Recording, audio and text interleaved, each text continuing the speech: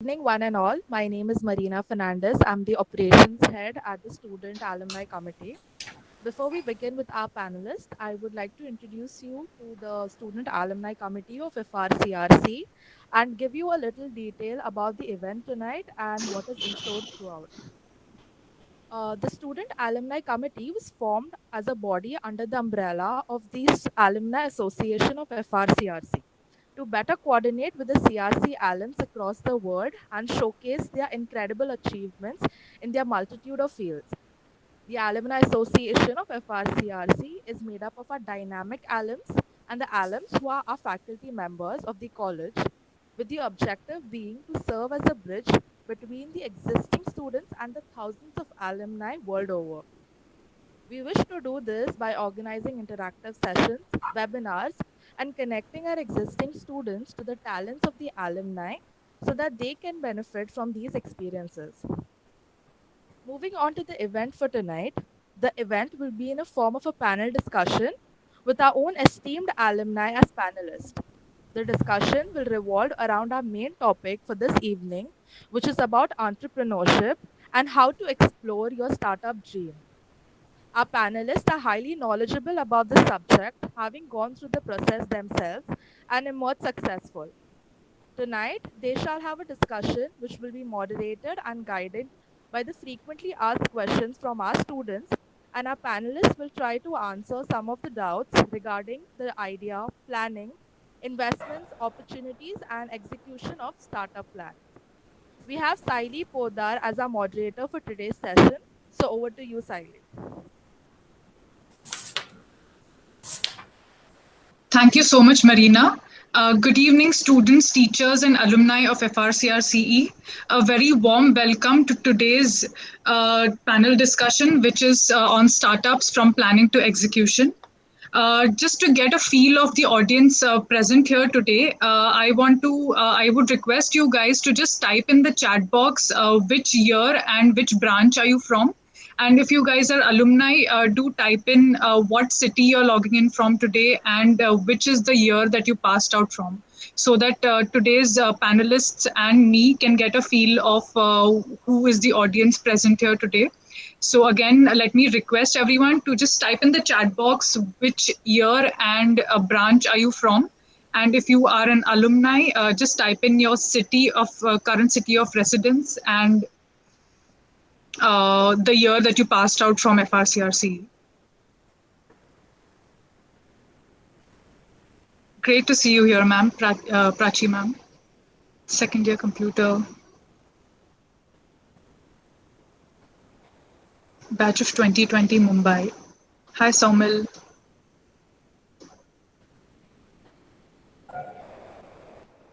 Third year computers.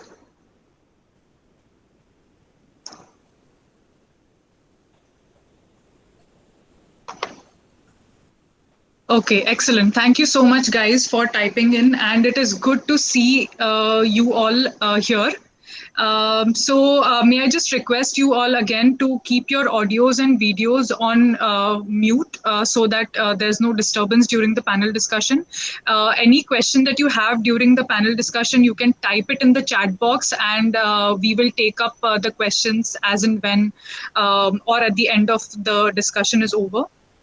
Uh, so Indeed, that the pandemic has brought us all together online, and it is amazing that we can tune in from anywhere around the world. So it is great to see that. Let me introduce myself. My name is Saili Poddar, and I will be the moderator of the discussion today. I am an alumni of FRCRC myself, the electronics batch of 2012, and then the alumni of University of Texas at Dallas, after which I worked in the semiconductor industry for 5 years before moving on to my current creative venture called as the Tipsy Canvas, through which I organize art-based events for corporate team building and employee engagement. Let's get to know a little bit more about our speakers today. Let me start with Girish sir. Girish Patra, he is a high energy leadership coach, mentor, and advisor to entrepreneurs.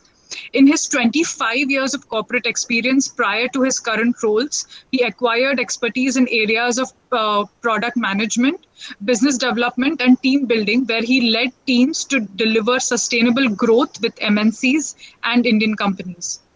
Girish was also the co founder of an innovative startup in real estate. He is a trained design thinking practitioner. He speaks at various leadership forums and prestigious B schools. He has even authored a book called Experiments in Leadership. Girish, sir, so excited to learn more from you today. Thank you, Our sir. Thank you for this opportunity. Our next speaker is Parag Doshi. Parag is an alumni from electronics from the batch 1992. He has earned his master's in computer science from University of Houston, Texas in 1995. He has his professional career started in a startup company called Aerosmith Technologies in Austin, Texas. And as per him, the biggest learning and strong foundation in terms of technology as well as business has come from his 2.5 years in this particular startup. After working for a few years in different MNCs, he co-founded Savix Softex and later Chinoa. Parag sir, you are a serial entrepreneur, and I'm sure the audience will have a lot of takeaways from you today. Thanks, Last Prachi. but Thanks, Siley. last but not the least, let me introduce the young and dynamic Subhash Bishnoi. He's the co-founder of Kitabelly, one of the fastest growing social e-commerce in Indonesia. He has been in the startup ecosystem since the past 4 years. His expertise lies in building and developing products and then reiterating them until they fit the market. Two of his startups got acquired, and now he's on to his third one. That's so amazing, Subhash. Thank you. Hey guys. So thank you so much again, Subhash, Parag sir, and Girish sir for joining us today, and thank you so much for taking out your time. So, guys, we have a lot of questions today and very less time to talk about it. But before beginning, let me put a little art to this startup. So, just so you guys can visualize yourself in the journey that the three entrepreneurs will be sharing with us today. So, what I want to make you all do something which will make a real difference, and it will make it feel like it is your own journey. So whoever is watching here today, just grab a small piece of paper and pen, and just whatever idea that you have in your head about a startup that you wish to start, just draw up that product or service onto that piece of paper. And if you already have a little bit of things working, just draw one step ahead. Maybe draw something about how you plan to scale your startup. Or if you don't have any idea right now, why don't you just try doodling one problem you think that you can solve in this world right now. So just try to figure out that one change that you would like to bring. And once you have something like this on paper, the discussion today with I'm sure will have a whole other meaning for you guys, and you can actually visualize yourselves as startup founders and take nuggets from all of these speakers. So with that note, let me start. And the first speaker I want to bring in today is Girish sir. So I think I can hear some echo. So I request everyone to mute themselves. Okay.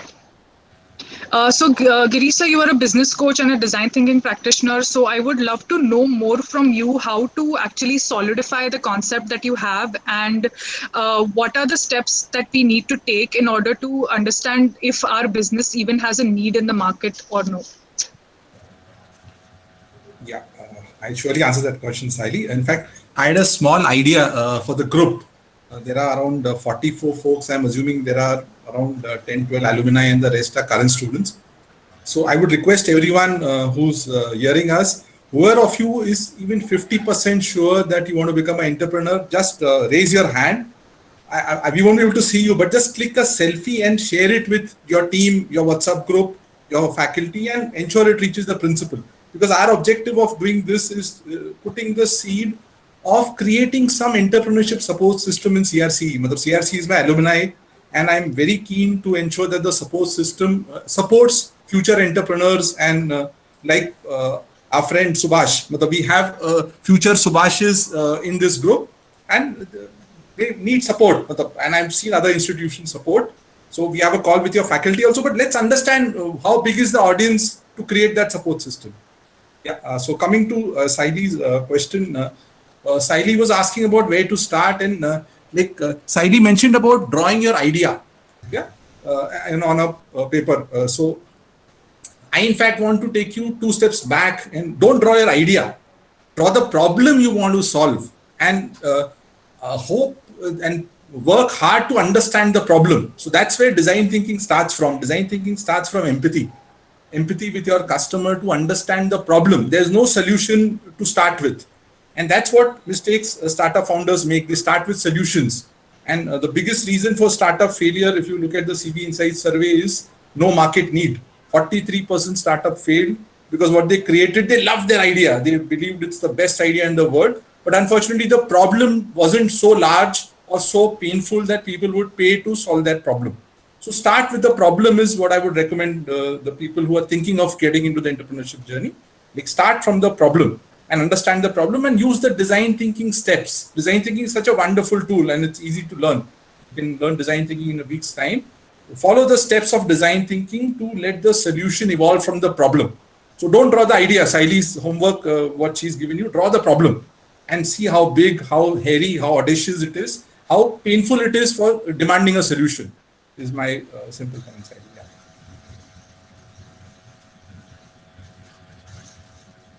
Okay, perfect. Thank you so much, Girish sir. I would request everyone to just Google up what is design thinking, and you guys will get a very different perspective of how to solidify your concept. And so, Subhash sir, my next question is to you. After we have a solid concept in our hand, the next step that we need to think about is the mindset, right? So how do we even determine if we are capable of starting our own business? So what kind of a mindset do you think an entrepreneur should start with, and what kind of early resources are available out there? And if you can throw some light on that. The question is for Parag, Saili, right? Yes, Parag. Sorry. Yes, the question is for Parag, sir. Yes. Thanks, Saili. First and foremost, I would really want to thank the initiative taken by the alumni. This is a very unique idea and very good to see that you are seeing so much participation. Being an alumni, I would second Girish's thought that we need to bring in the level of creativity that engineers are capable of, not just in terms of solving problem, but being an entrepreneur. So I wholeheartedly support what Girish says, and we would like to see maximum people get the right guidance, right nurturing to be able to become the next entrepreneurs and do proud to their alumni. To your question, Saili, in terms of what does it take? You need to, it starts with yourself as an individual, right? First and foremost, believe in yourself and your idea. And that is what will be, a first starting step. If I have to go the next in terms of thinking is keep an open mind. We all as individuals and secondly as engineers always think that we have the best idea and solutions, but keep an open mind, and as you venture out, you will get a lot of feedback. Some of those things may not be the right ones, but keep an open mind to listen to feedback and try to adapt your ideas, your product or services towards those feedback. The third most important part, which I feel engineers are, so-called psychologically told as, being introverts. So that is a thing that you need to really get out. You need to really keep networking. Networking is a key, not just from your own learning perspective, but you need to really network to find individuals with the like mind to build a team. You need to network to reach out to customers. And last but not the least, network to get the funding as and when you reach that stage. Another important part that I would like to add is entrepreneurship. You need to be patient. Entrepreneurship is a marathon. is not a sprint. Or in the cricket parlance, if I have to say, stay on the pitch and the runs will come by soon.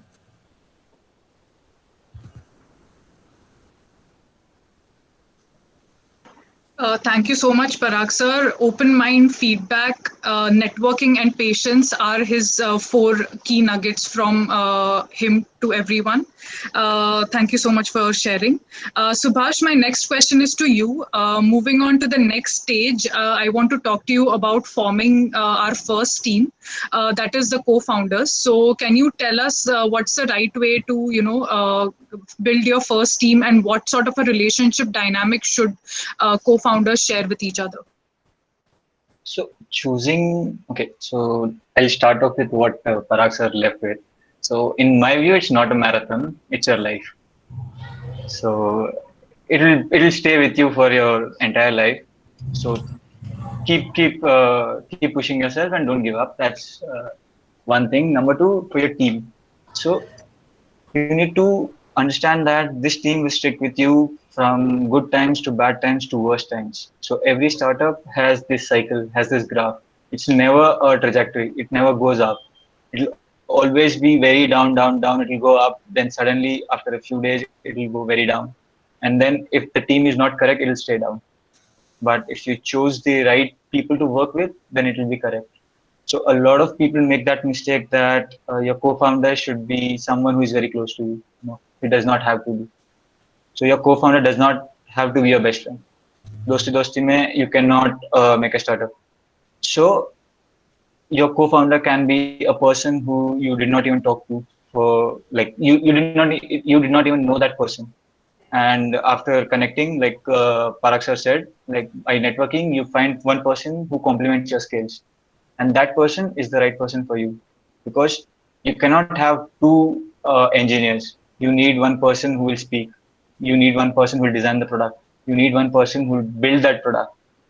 So all these things come into picture. It's not 2 like-minded people. It has to be like-minded people in thought, but when they build the product, then it has to be complementary skills. For example, if you take our team, Kitabili's team, then 2 of us are engineers who build products. One a client, one takes care of the client, I take care of the backend. Ivana, our third co-founder, takes care of all the ops requirements. Prateek takes care of our CEO takes care of all the product related and investment part. So that's how we contribute to the team. So you need contributors. You do not need people who are just there for the sake of starting business. So that's my answer to that. Okay, thank you so much for sharing, Subhash. Girish sir, coming back to you, the toughest hurdle that a startup goes through generally is finding investors and raising funds. So can you share a little from your experience? When is the right time to go for it, and what are the steps that an entrepreneur needs to prepare even before approaching an investor? Yeah, so the good news is that the ecosystem in India is quite mature as compared to any ecosystem in the world. We've got this ecosystem of investors, mentors, incubators, accelerators created in the last 10, 15 years to support startups at various stages in their journey. So that's the good news for anyone who wants, he's not alone in this journey. Now, in fact, my organization, Jumpstrat, we support startups who want to raise funds, but for that, the timing is very critical. So if you have an idea and you are expecting funds, you won't have too many investors or institutions who want to invest in an idea stage startup. So what is expected is, while you are in idea stage, you understood the problem, you got an idea to solve that problem, you built a raw product to solve that problem. You're supposed to experiment with your own money, friends, family, or your first level of, you might get some angels also in that, networking you do in the forums available like TIE, and there are so many forums available, NASCOM forums available, where you network and find such angels who know the space and know and have a trust that you will be the right person to solve that problem with your idea. So that network will help you to raise that early money from these angels. Once you have a early idea which is gaining traction, then you attract investors. That's the time to reach out to the investment firms, VCs, PEs, who invest into startups, and then it's your takeoff phase. Basically, VCs, PEs want to take limited risk, and if a startup is in the idea stage, the risk is very high. So they want to give you money to scale, not to experiment with. So their money, the biggest investor money, is available to scale from one market to another market, from India to internationally. Good money is available. In fact, you don't need to invest too much money. Your initial investment, which could be a few lakhs only, and that also forces you to stay frugal. The good news is that because I'm investing my own money or my friends' family money, I'll be frugal in whatever actions I take. I won't have a big office, have a big team, and then I realize, no, there's no market need for my problem. So that's the idea. Get into that stage where you have a product which is getting traction, and then investor money is enough available. In fact, more than enough available, I'll say, for the idea. So just to add on to what Grisha said, like Grisha said that there's always good money, right? So in my opinion, there's dumb money and there's smart money as well. So a lot of people will just give you money, and investments, most of the time, investments are not always about money. They are about connections and the experience that the investor brings in. Because a lot of young co-founders or people who start, they do not know what to do with the money, right? Now, if you get the money, like how do you spend it? So now this is where a lot of investors come in, or the angel investors come in, because they will teach you how you should spend your money, and then they'll teach you how you should, like what path should you take. So that is one of the reasons that you should choose your investors correctly as well. If you have a good idea, there are a lot of people who will be ready to invest in you. Now, the challenge comes that you have to choose who you want to take money from. You cannot just take money from anyone. So in that way, you have to be careful. So then how do you decide that? How do you decide who's the right person? Okay, so for our example, I'll take Kitabeli's example. So for us, a really good seed investor or a really good angel investor would be someone who has already worked in the e-commerce industry, right? Okay. Because when he brings in money, even though it's a small amount, say $50,000, but with that, he brings in a lot of connections. He brings in a lot of people who have already worked in this sector. We do not know a lot about operations, right? Now, if that investor can connect me to 5 good people who knows a lot about operations, then my half of the problems are solved, correct? Even though he only invested 50,000, his investment is way more than someone who would invest 100,000 and not give any piece of advice to me. That's how you basically choose your early investors. After that, then you can go to VCs and like Grisha mentioned about other investors. Makes sense. Thank you so much for adding on, Subhash, and thank you for your answer as well, Girish sir. So moving on to Parag sir, again, let us talk a little bit more on the finances. So, in a successful startup, along with doing things that we love doing, we also need to do things that we hate doing.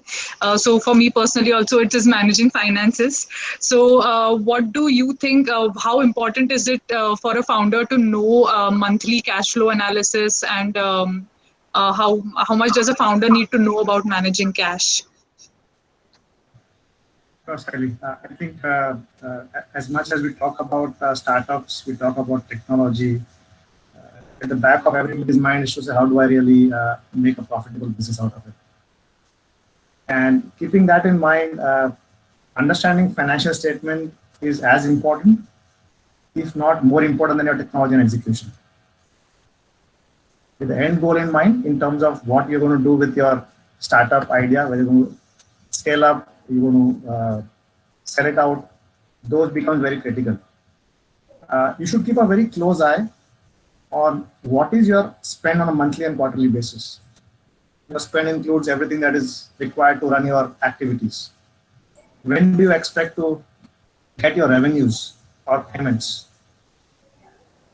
If these things are not monitored closely, keeping the venture running may become unsustainable, and you will have an unhappy team, because at the end of the day, people work for you to keep them going. On the flip side, assuming your business or idea starts generating revenue and you got excess cash that is accumulated, even that is a problem that needs to be carefully maneuvered. You don't want to invest in things, or I should say, you should invest in the right things. It will be technology, getting the right people on board, or into processes that helps you scale. So knowing and understanding financial part of it may not be the whole side of balance sheet, but like you use the word cash flow, what is coming in, what is going out, and how much do I need to sustain in the next 3 months, next 6 months, next 1 year is very critical in my opinion. Okay, yes, absolutely. So discussing the current situation, Subhash, we are right now in a situation where I mean, we were locked down for so many months, and we are like, how do you think starting up is in the COVID-19 situation, and what is your message to the students in this time of uncertainty, whether it is the right time or no to start up a new company at this point of time? So, Saili, the time will always be uncertain. There is no certain time to start a startup. There's no right time to start a company. So it's like, if you start your business at the age at what the founder of KFC did, then you'll get rich at the age of KFC, right? 60 पे चालू करोगे तो 60 पे ही अमीर बनोगे. It's as simple as that. So the current time is the right time. And COVID, as much as it has hurt us, it has created a lot of opportunities for the young engineers, because it has created problems that never even existed, right?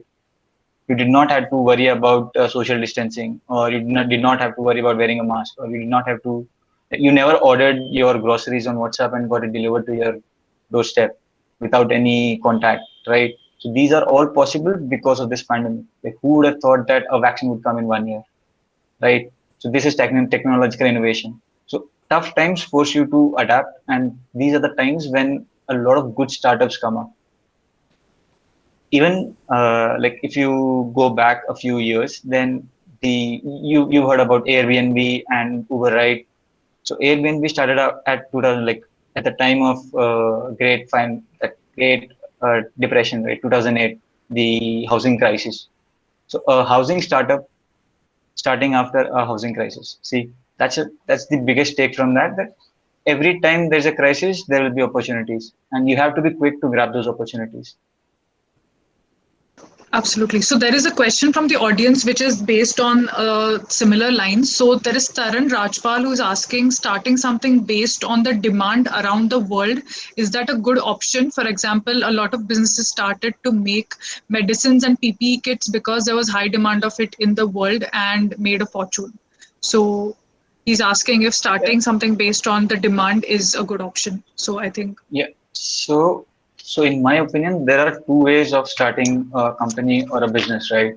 You first build the product and then get the customer base, or you first analyze your customer base and based on that you build the product. So this example is a prime example of the second case. So in these situations, this is how you create a company. Yeah, that's the exact way you should do it. But the thing is that so they made a fortune right now. The thing is that they have to scale it, because this pandemic will get over, right? These PPE kit won't be selling forever. Now, if he can channelize that money and make the company or product a little more diverse, then it's a good use. Otherwise, जितनी जल्दी आया था उतनी जल्दी जाएगा. It's as simple as that. It has taken a spike, right? It has spiked. Now it will fall. Now, how the co-founders figure that out is up to them, and then like that is the challenge that they will be faced with in, I think, 3 or 4 months. Okay. Once everything settles down. Parag and Girish, sir, do you have anything to add on to this question? Yeah, I felt that, I really agree with Subhash's point that COVID has offered so many long-term opportunities, because we've got one pandemic and people have understood the value of economics, they've understood the value of social distancing and spending. So you should be asking the critical question, am I the right person to solve problems in this space? There'll be short-term problems, long-term problems, because for a business, the timing is as critical as the problem you are solving. Because there's so many businesses who are opportunistic and started for the short term, but they didn't exist because they were not solving a long-term problem. So the timing of your problem which you're solving is as critical as the problem you're solving. Just ask those questions. Otherwise, it will be a short-term temporary business you're creating. Okay. Awesome. So, audience, I request you all to, if you guys have any more questions, just type it in the chat box and we will take They it can up even one by unmute and one. ask us, Sahil. They can even unmute and ask if the chat box is a challenge. Yeah, it'll be Okay, as sure. ठीक है. So meanwhile, while we get some questions from the audience, I just have one question, open question for the three of y'all, and anyone can answer. So what is the biggest, what are some of the biggest mistakes that entrepreneurs make, and how to, stay wary from making those mistakes?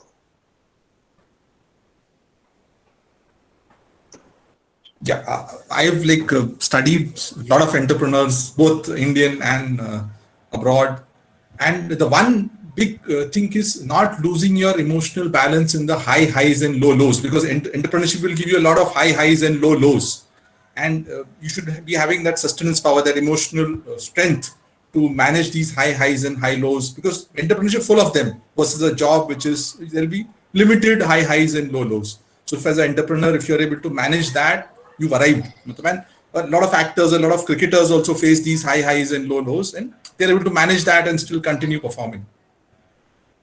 Okay. So there is one question. Okay, yeah, Parag sir, go ahead. Another thing, Sahil, I would also like to add to what Girish said. I think Girish has he put it very well in terms of entrepreneurship.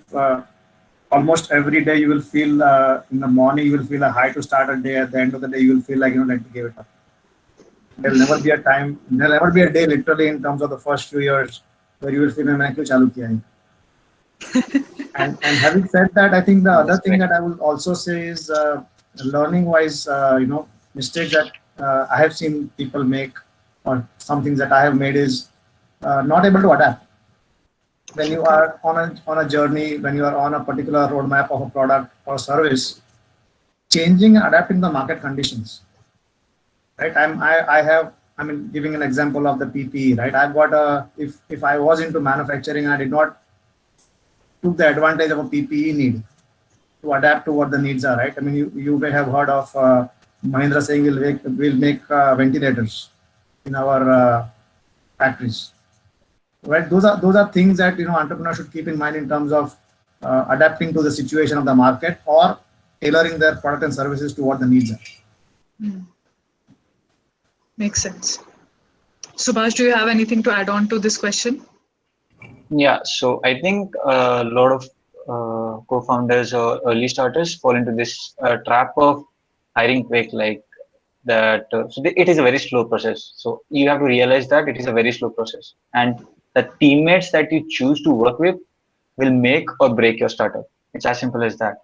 So I think, in my opinion, your team is even more important than your idea itself.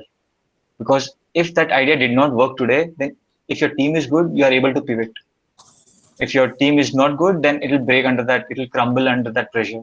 That's one thing that is very, very important for a early stage startup. Also, if there are, like Girish sir said, right, there are high highs and low lows. Now, during low lows, who will handle you? It is your teammates, right? It is your teammates who won't let you fall. They will help you move forward and they won't let you fall. So that's the thing that you should very carefully pick. Like, you should very carefully choose your core team. Okay. So we have one question. I'd just like to add one point to what Subhash said, right? In terms of the team also, right? One more thing that sometimes we end up doing is we get emotional about people that we hire. And are not able to take a call on a person who may not be able to really be in sync with your goals, or maybe a low performer. In different ways. It may not be competence, it could be behaviors, it could be other things. So, letting go of somebody who is not going to add to your long-term vision. Sometimes we get emotional and don't take that decision. So that's another thing that we should possibly also keep in mind. Okay. So Rahul Panchal has a question. What are your views on startups about services? So Rahul, can you elaborate a little bit on the question? And we'll come back to it later. And meanwhile, Prachi ma'am has a question. Why should someone prefer entrepreneurship than taking up a job? And what are the pros and cons of entrepreneurship versus a job? you should always take up a startup. It's like it does not have to be no, it does not have it does not have to be like you have to start your startup. Okay, so you can join a startup. People have this misconception that a startup is their startup if they start it. No, no. So if you already join a startup which is 3 years old, you can still call that startup your own. So that's how the startup industry works, because it's a very small, tightly knit industry. So if you join a startup, then it becomes your startup. So join a startup. So the growth there is very exponential. I understand that there will be a lot of risk, and you would be taking a substantial amount of risk, and the working hours would be very tight. But after a year or two, you will yourself realize that the growth that you've seen is exponential rather than a flat curve or a normal 45-degree line. So that's one thing that you should keep in mind. Also, at this age, I don't think you should be looking to join a MNC or a corporation, because MNCs are built in such a way that they should be efficient. So they have processes laid out from first day to the last day, for from first thing to the last thing. So if you get stuck in one process, you are spending 2 years of your life doing that process again and again and again and again. You will never get to learn new things. You will never get out of that, what you say, that comfortable zone that you get into. Then switching to a startup or a different company becomes very difficult, because for the 2 years you've been doing that one same cyclic thing again and again, rather than learning new things that your peers have been doing, right? That's, I think, one thing that you should think about when you are taking up a job or joining a startup. And I think there are no cons in joining a startup, because if you see my career, then if you stop at any given point, then my risk versus reward is very high at any point of time, after 1 year of job, 2 year, 3 year, 3.5, 4 years. Okay. So I'm going to take up another question. Most startups focus get diverted and demotivated with time, and how to counter that issue. Yeah, so we mentioned about that. See, the world is changing, and you have to change with times. You shouldn't fall in love with the idea or what you are trying to solve. You should be easily pivotable, and that's the beauty of a startup. A large company finds it tough to change its product or service, or because it's all so aligned. Versus a startup who's small size, they can easily adapt to the situation and give the solution which the market needs today, instead of getting the baggage of the past. So that's the beauty. And startups who get tired in their journey is people who are not able to adapt quickly to the changing customer needs. And customer needs, pace of customer needs changing is faster month by month, week by week. And COVID has in fact accelerated the pace of change and the pace of needs, changing needs of the customer. It's in fact accelerated it. And therefore it's fun to be in the startup world. I agree with Subhashni. No second thoughts, and more people are getting the taste. Mother, it's like once you taste blood, you won't want vegetarian food as a tiger. So that's the beauty of working in the startup world. Once you taste blood, you want to be in this space only. Yeah. And to If I have to add add on to what to what, Subhash and sorry, Yeah, sorry, Parag sir. what Subhash and Girish mentioned, right? Yeah. If you join a startup, right, you will have accumulated enough skills that even if you feel, I wouldn't use the word tired, but even if you feel that that's enough of it, you don't have a problem of getting a job in any of the big companies. exactly. Absolutely, confident that you will be able to clear whatever is thrown at you. Okay. So, always take a risk early on, and I would add the word, fail early on to learn more. Exactly, like क्या ही होगा, बीवी बच्चे तो है नहीं, like किसको संभालना है? You have to take care of yourself, right? That you can do. So, and add on to what Girish sir said, even we pivoted. Like after 2 months, we realized that okay, this solution won't work, and we saw that okay, COVID is coming. Let's pivot. We were into fashion and everything. We said no, it won't work. Even though the margins were very high in fashion industry, we said that okay, we'll take up FMCG and essential items, which provides basically very less margin. But we'll do it. We'll pivot it, and we started doing it. See, so that's how you have to adapt. And what she said, that most of the people get demotivated. You won't get demotivated if you keep on looking at the data. You have to be data driven. Your ideas have to be data driven. Your features have to be data driven. Like you cannot say that, okay, you wake up in the morning and say that, okay, let's build this thing today. No, it does not work like that. You wake up in the morning, you check the user behavior and see that, okay, a lot of users are falling at the checkout flow. Why? Because they have to click 2 more times. Now reduce that 1 click. That's how you proceed. If you do it like that, then you won't get bored because you see results of every action that you take. And results are what fires an entrepreneur. If you don't see result, you get demotivated, obviously. If you want to see the result, you have to take the right approach to it. So in short, startups prepare you for the world and Yes. so Rahul Panchal has asked a question and he wants to know a bit about service-based startups. So because he says that services are now and they're always on demand as compared to say products which and need-based products which can vary. The demand might vary here and there, but services are always on demand, he says. So what are your views on that? And maybe Parag sir, since you are you run a service-based company. Would you like to take up this question? It is a good thought in terms of starting services because I can tell about the journey of Cheno as well. That when we started back in 2004, it was all about web. Using the web and the LAMP and all those technologies. And with the proliferation of technology that happened over the years, right? You had constant innovation and a reason to learn new things and offer them to your clients.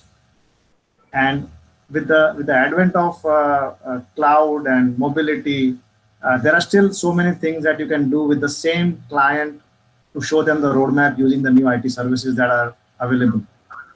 Whether it is increasing the productivity, increasing the efficiency, or it's reducing your cost.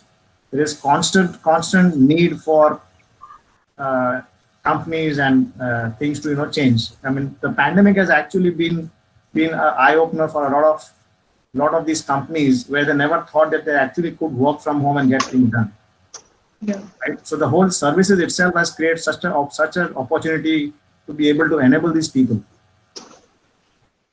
And I think going forward, I do see that this is not going to really, I don't see an end to it in terms of services because technology is an ever increasing and ever changing horizon. Absolutely. I hope you got your answer, Rahul. So there is one question which says, being an entrepreneur as it's a tough and long journey. What type of a support system do we need to help us through the journey? What is the role of family, friends, and professors in this journey? Yeah, I'll try and answer that. But as far as I am concerned, it's your resilience. It's your what should I call anti-fragile nature, which will take you through the entrepreneurship journey. Your resilience and perseverance will take you rather than families, friends. In fact, they will demotivate you at times. They'll in fact tell you, "Bola tha na, mat karna." Matlab, the reverse. So it's your resilience, your perseverance, and your anti-fragileness which will take you through this journey versus the outside world, as I see it. Absolutely. And to add on to that, like they do matter actually. It's not that they do not matter at all. But if you have good friends, like there will be people who say like that, कि भाई मत कर, क्यों कर रहा है, पागल हो गया. But then there will be friends who will say that, okay भाई तू कर, कुछ नहीं होगा तो मेरे कंपनी में रेफरल ले लेना. See, there are both kind of people and they do help you a lot. I don't know much about the professors, but family, friends, they do help. And So, as Subhash said surround yourself, before, the co-founders also make a lot of difference in keeping exactly, you motivated and so they become your friend in the journey. And then, correct. Yeah. So it is very important to surround yourself with good people. Yeah. So Omkar Rani has asked, what are your thoughts on startup incubators? Yeah, so because I work with them, I'll answer that. See, there are, as I said, the ecosystem has evolved in India. So in fact, my other alma mater, NMIMS, has an Atal Incubation Center inside it, and people are joining it. So they are wonderful as long as you know what to use and what to reject. Because I know startups who got so many different ideas that end of the day, entrepreneur said, yeah, my original was lost. I got so many divergent views from mentors, other sources. So as long as you know what to use, what to reject, these are lovely ecosystems to network with, to find people similar to you who are solving similar problems, and kind of at times join hands, because early stage startups need a lot of support from and they can provide contacts, they can provide even initial funding in terms of grants to ensure that you have that initial money to test your idea. So they are wonderful to explore and join. So just do your research. In fact, Subhash is working with Y Combinator. It's one of the world's best incubators, accelerator programs. A lot of people apply to it. So the Indian ecosystem has also evolved, if not equal, but quite close to the global ecosystem, I'll say. Okay, thank you so much, Girish sir. So now, guys, we have maybe say last 1 or 2 questions. If you guys have, then we can take that up. And meanwhile, while you guys type those questions in, let me quickly ask Subhash, like, how do you think Father Agnel has prepared you for entrepreneurship? So okay. So during when I was in college, there was not a lot of initiatives that were there to support, because everyone wanted to either go to US or get a job in Morgan Stanley or JP Morgan, right? No one wanted to join a small company. So this is where I started from, right? But I had a lot of friends who were very competitive. Even though in my class there were students with 9-pointers who were preparing for CAT and GRE, right? And I was a 7-pointer guy. So I had to like look at them and see if they are working that hard, then I have to do a lot more than what they are doing to even compete with them. So after graduation, I spent 2 to 3 months at home waiting for the call letter from TCS and Accenture. I gave up on that and then said, okay, I have 2 days. I applied on AngelList. I applied to 50 different startups. A few replied me back. I look at their team, and when I looked at the team, that is when I decided that yes, this is what I wanted to do. So the team that I picked, it consisted of people from IITs. It consisted of people who had worked with ISRO, then big banks, and they had left all their job and then they were building this startup. That is the kind of people I wanted to work with. I gave the interview. They asked me, when can you join? I said tomorrow. They called me tomorrow, and the next day I started working. So that's the difference between an MNC and a startup, right? You gave the interview and you joined the next day. And the interview on TCS and Accenture, they were given 6 months back. They make you wait for 2 to 3 months. And then even after giving you the job, most of the time you'll be on the bench. So choose carefully what you get yourself into. It's better to take risk now than to regret not taking risk later. Okay. Fail early, be successful early. It's as simple as that. Okay. So Prachi ma'am is asking how to tap opportunities in the international market. Anybody who would like to take this question? Yeah, okay, I'll take this because my startup is in Indonesia. So it depends upon if you can get a local co-founder or not. So it's about reading the market. It's about understanding the market. If you want to expand to an international market, then if you want to expand to the international market, then you will have to understand that market first, right? If you do not know how that market works, then expanding into that market would be a foolish thing to do. So first, you have to study that market. Second, you have to get a local co-founder if you want to do business internationally, because of laws and because of the geography and the language and all those things. They would understand their country better than anyone else. And then you can divide the responsibilities and keep working towards the product. Product is the main thing. You have to build the product that will suit that particular geography and that demography.